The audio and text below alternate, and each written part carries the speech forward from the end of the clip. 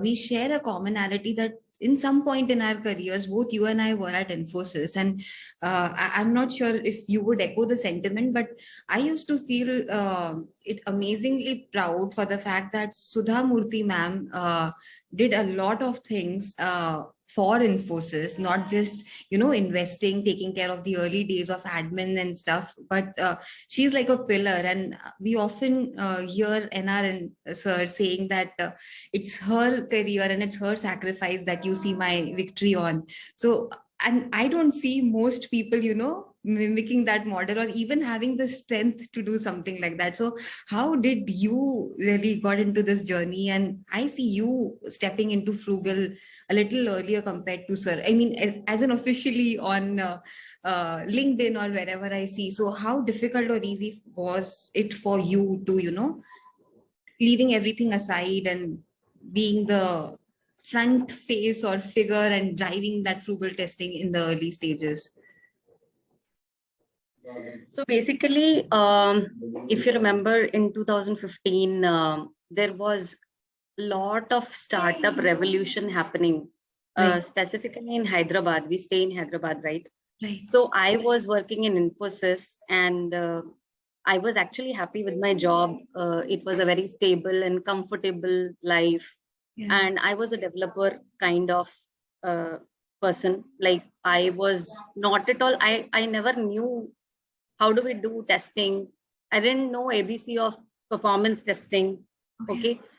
And I was a person who was not at all risk oriented, not at all. I was like, simple jo bhi office mein whatever we have, we have to do that as a developer, whatever work is given.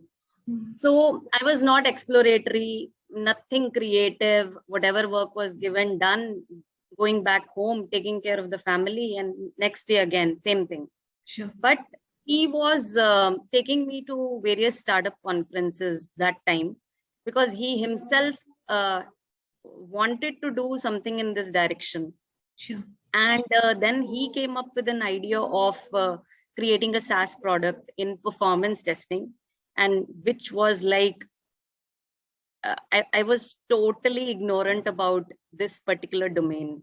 You can imagine how he convinced me, and I said, okay, I'll leave my job and I'll start working on this. And so when I started, I was just a one-woman army. I didn't have anybody. Everything we started from scratch only. Rupesh used to give us ideas, guide me. And I started getting people on board one by one. Like we started from our home itself. Like one room was devoted only for this thing. Got it. So it was like I used to every time feel whether it is going to work. It was like totally uncertain, right? Everything.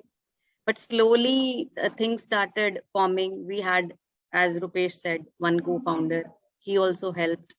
And we created the SaaS product, which was entirely designed by me. And it was actually very well built, but somehow we couldn't scale it up. So then Rupesh joined after 3 years, and he then took over, and we pivoted so that we should be able to scale the company well. Right. So initially it was very, very difficult for me to decide and start on this journey. Wow, you really are no less than an example of Sudhamurty, which I was talking about. And thank you for sharing that journey of yours with me, because I see so many relatability factors. And I used to think कि ये उस जमाने में होता था, अब कहाँ होगा. So you gave me that hope that things can happen. It's just about having that faith in the product or company or partner, life partner or work partner, whatever that might be. And sir, I feel like asking, sorry, Bharti ma'am, you were about to say something? Actually, I wanted to add, like, if I look at Sudhamurty, right, I have actually watched so many videos of hers. So I can relate myself to her and her husband to Rupesh. Definitely, I can see lots of similarities. And that's what I also feel. I keep on telling Rupesh, it will work, it will work. You have to be patient. You keep on working. So definitely a wife helps the husband to, keep looking forward and working hard, and things will happen. So I definitely relate to her, like her experiences, her struggles. I can see that. I'm so happy you said that out